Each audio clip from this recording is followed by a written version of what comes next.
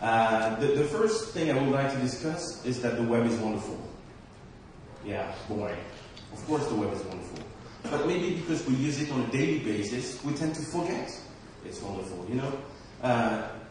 It's like, I mean, yesterday I was in a plane, actually in 2 planes to come here. Yeah, planes, boring. Actually, I was flying in the air, you know? And it's very unnatural for a human being to fly in the air. But when you're so used to, you know, be in a plane, you find it boring, you know? You think the sandwich is not good enough, the Coke is not cold enough, the seat is not comfortable enough, but actually you're flying. And it's just exactly the same with the web. We use it on a daily basis, but we tend to forget it's beautiful. And before the internet, we can safely say that, well, the web is almost 20 years old in his inventor's mind. Tim Berners-Lee came with the first ideas in '89 about the web, but it's not until '93 that the web became something like a reality for more than a couple of people. But before that, there were networks, proprietary networks.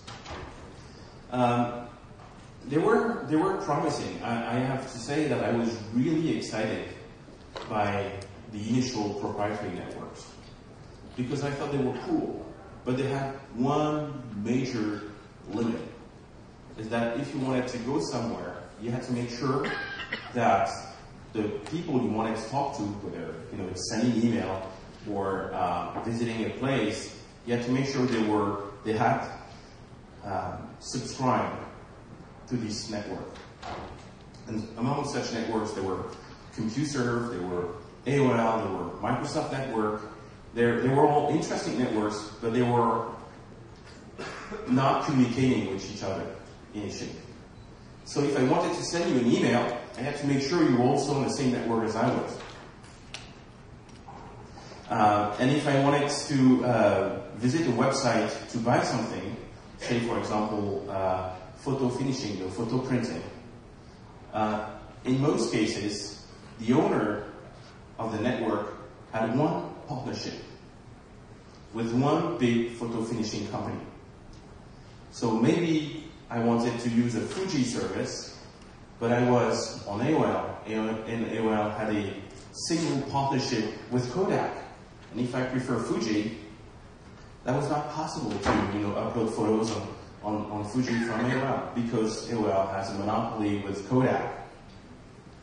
That also means that the prices for such service was extremely high because monopoly means no competition. No competition means no price pressure, and therefore the consumer, that means me, is losing in the end a lot of money. And so all these networks were interesting, but there was that big accident. That guy called Tim Berners-Lee, should I call him Sir Tim Berners-Lee, because he's now a knight by the Queen of England. He was a scientist in Switzerland, in Geneva, at the CERN. And he invented a system. The CERN is a big research facility in Switzerland and France. And people from all over the world and Europe came to this place and brought in their computers to work, to do research. But the computers were, different brands, and they could not communicate with each other. That means that the scientists could not access reports and data made by other scientists. It's, in research, not being able to read and build on top of your colleagues' work. It's just like the capital sin. It's not research, it's not science, it's alchemy. It was a period of time where people were kind of protecting their knowledge. Science doesn't work like that.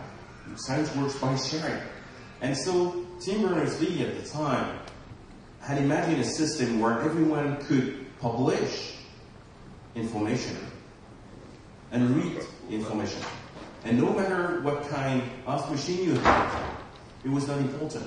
As soon as your machine had a piece of software that was respectful of the what we call standards, that would be okay. So you could have a Sun machine or an HP machine or a Compaq or whatever, and you'd be able to access the information and publish information. And so Tim Berners-Lee made something very interesting. He managed to convince his bosses at the CERN that what he invented could be freely reusable by the world. And instead of trying to protect the standards and the specification of the programs that he had written, he would say, I'll give it to everybody else to build on it. Just like scientific approach. It took him 18 months to convince the directors of the CERN that this work was probably going to be useful in the future if we published it for free on the internet. And it worked. And suddenly, the proprietary networks, so if we had left it to the industry, to AOL, to the Microsoft network, and all this 15 years ago, there wouldn't be the web like we know it today. So what is Mozilla doing here? Before we get started, I have a quick question. Who uses Firefox in this room? Please raise your hand if you use Firefox. Okay. I think we'll skip this and just have a drink or something instead. Well, thank you. You have good taste. Congratulations. So you probably all know what makes Firefox the product, different. You know about security. It's easy to use. And maybe, I hope it's customizable and extensible. This is, as a product, what makes Firefox different. But what you maybe don't know is what makes Mozilla different.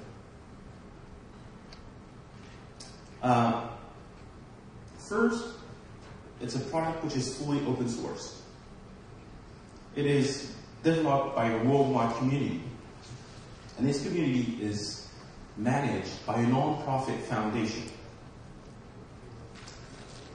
Maybe you don't see this when you see Firefox, but it's extremely important that this product is developed by a worldwide community.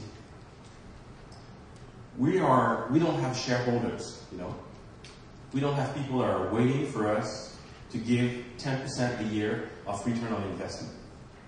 I mean, all of you guys have this in your life. You have to deal with this shareholder. We are super lucky. We don't have a shareholder. Well, if we have a shareholder, it's kind of a moral shareholder, which is the user.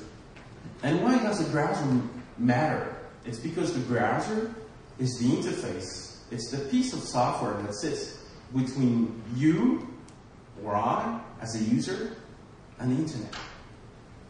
And I mean, it's kind of the window between